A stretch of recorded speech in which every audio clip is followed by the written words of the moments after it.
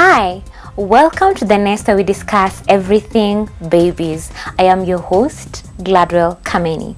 Today we're discussing babies and traveling.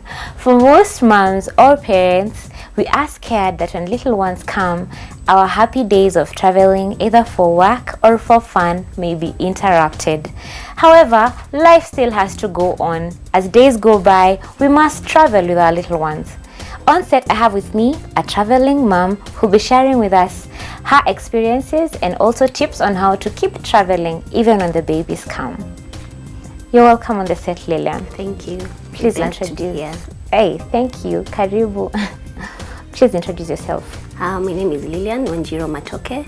I'm a mother of one who is about to be one at the end of this month. Married, and I work as an agronomist in a fertilizer company, which entails me traveling a lot for conferences, trainings, and such things. So tell me, where is the farthest you ever had to travel with your baby? The farthest, I recently traveled with my baby to Israel. Yes, so I don't know how many miles those are, but Hours? Yes. Hours, so you take a connecting flight from here to Ethiopia, that's about 2.5, 3 hours. And then from Ethiopia to Israel is about 5.5. That's very far. Yes. Okay, Yeah. On land, how far have you traveled with your child on the road? On the road, well, I've traveled with her to Mombasa when she was 4 months actually. So we used the SGR, and then coming back we took a flight. Now, I think I want to go back to the very beginning, when you were pregnant. Yeah. Were you still traveling as much? Yes, actually I was traveling more when I was pregnant than before I got the baby. When I got the baby, I reduced the travels. I'm thankful that my workplace and my bosses are very understanding, and so they allowed me not to travel as much when the baby came. But when I was pregnant, I traveled a lot. I think I traveled to Netherlands once, to Senegal, and then to Tanzania, and then the rest were local travels. Do you remember how heavy you were at the Yes. different times? Yes. So for Senegal, it was not that heavy. It was I think around 4.5 months. When I was going to Netherlands, I was about 6.5 towards 7. To Tanzania, that's when I was the heaviest. I was about 7.5, going towards 8.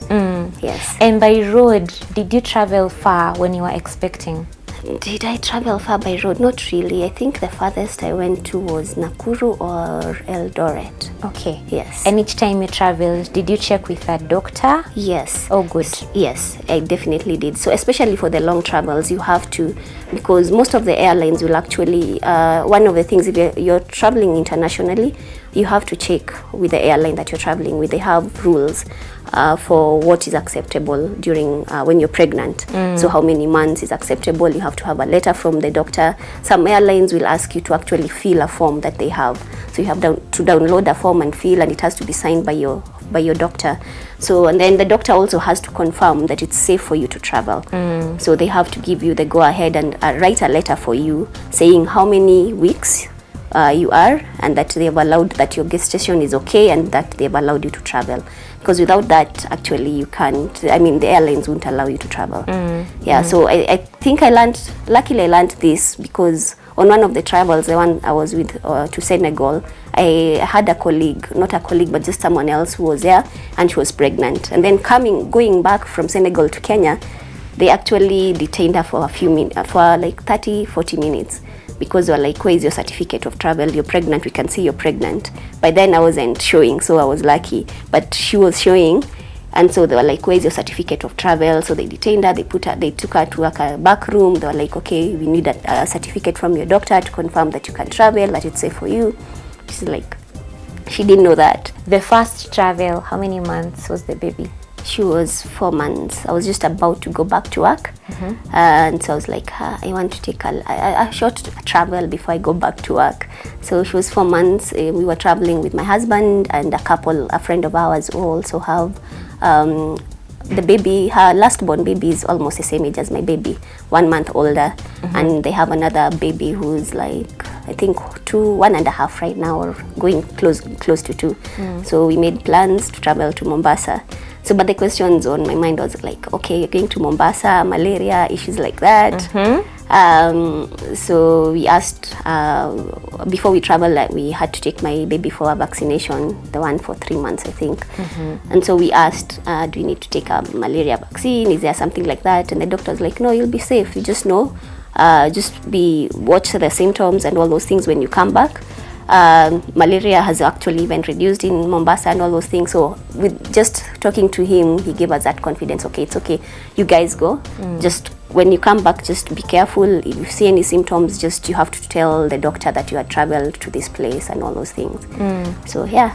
Okay. Yeah. Next big travel. 4 months. After 4 months, Mombasa. Then. So the next big travel was on to Israel when she was 10 months old.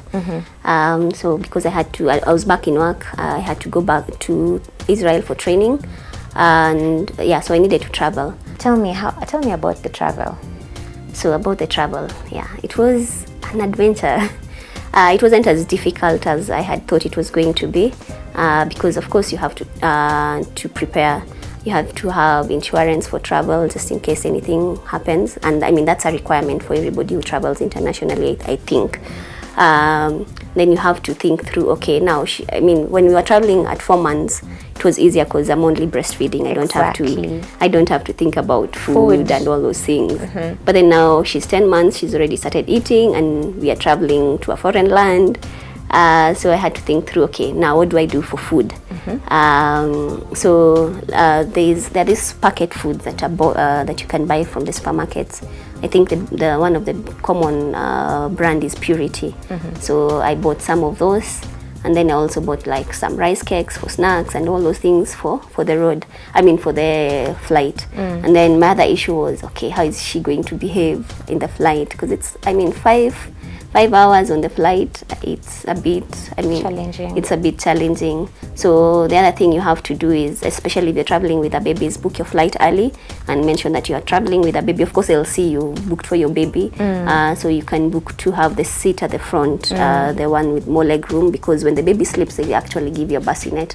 But if the flight is full, you're not able to get that. So if you book in advance and mention that you actually want a bassinet and all those things, then they can book for you the front seats. Okay. Yeah. And that means that if you do not get space, if there's no space, that's it. Yes. But can you travel with your baby, holding your baby? Did you ever ask about that? So yeah, you can hold your baby, because especially when the flight is taking off, you have to hold your baby. They give you an extra seat belt, an extension to the seat belt, so that you're able to also put your baby. You hold her, and then you also tie her with a seat belt. So of course you can't travel with her when you're holding her. Once the flight has taken off, of course you can walk with her and all those things.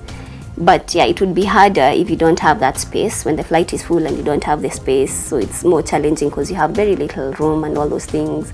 And what are, even traveling on the road and traveling by air, what are the tricks that you've been able to learn on the go now? The tricks that I've been able to learn? Yeah. So one of the things that we did, usually you'll see mothers with a bag for food and a bag for clothes and all those things. So we managed to buy a bag that we could have managed to fit both the clothes and the food. So it has like a segment that you can be able to put food, all the food that you need, and then for the clothes. That makes it easier so that you don't have to have too many things to juggle. Juggle around. Hey, what else can I say made it easier? Those baby foods, that made my life much easier. Because I was thinking, where do I get malenge and bananas to go and start cooking? How do I warm all those things? So that made it easier. And then of course I had a flask of warm water and all those things. I also have a flask that makes it easier. If I've warmed the food in advance, I can put it in and it keeps the food warm. Most airlines will give between 33 to 36 weeks as the very maximum, and even 36, some of them are hesitant. So basically, from around 33 weeks, it might be time to slow down. Simply also because, especially if it's a very long trip, your risks of getting a clot is there because of just the weight of the baby and you sitting for long periods of time. So the risks are more, the air is not so, it's circulated air. So there's so many other factors that come into being. the likelihood of going into labor when it's a very long trip. So all those things are put in consideration. Yes. What would you say about traveling on the road? Because I remember for me, I categorically was informed about a rough road. At what number of weeks should you now start consulting when you're pregnant that should I travel, should I not travel? Okay, so rough roads, there are 2 stages. The first trimester can be a risk factor because the risks of miscarriage, especially if you're already having issues, like you're having maybe some bleeding or there's some issue in the first trimester, and then the last trimester. Usually, so the second trimester, you're good. But of course, for a pregnant woman, if the road is very, very, very rough, you might want to reconsider that. Thankfully in Kenya, those roads are becoming a bit more rare now, but you still want to reconsider. But the first trimester, last trimester, and the last, you want to talk to your doctor before you go to a very rough road.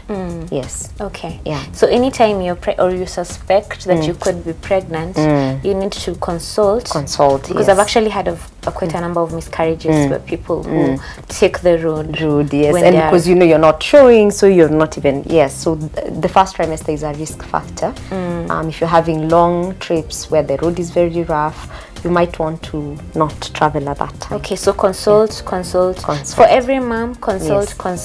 Yes. When you're traveling, especially on the road, I see moms carrying. So if you prepare a meal in Nairobi and you're going to Kakamega, that's a very long road trip. So if you cook food, Yes. by the time it reaches Nakuru, you're smelling to see if it's fresh. You're feeding your baby this. There's no way of rewarming it properly. Even if you put it in a flask, it has cooled, and of course bacteria has started to grow. So when you're traveling with your baby, you want to carry foods that don't need cooking. So like cereals that you probably add baby's milk or water. Fruits, a banana, you can carry a banana and a fork and mash it for the baby. So those are the kinds of foods you want, things that you will prepare at that point and give the baby, and they are not cooked foods. So cooked foods tend to have a lot of bacteria in them, and that's why babies get food poisoning in trips. If you're going for a long trip where you're going to a place you're not sure about the food, you can carry the tinned foods or the cereal boxes. But when you do get there, if it's a hotel, most hotels actually cater for children. So you would go and sit down with the chef, and they would prepare a meal, and they're able to specifically for the baby, depending on what your baby does. So it does take extra effort to go and meet the chef so that they can prepare for the baby food. We actually did that once. We discovered that they have food that the baby can actually. Yes.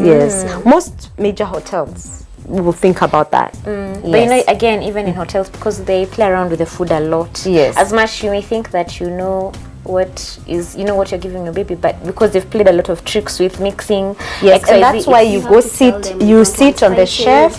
Yes, you go sit on the chef, and some are even happy to prepare as you watch. Yeah. There's some chefs that are open to say, and you're like, "Can I sit?" And they're like, "Okay, join." Nice. And so you can, go and do that.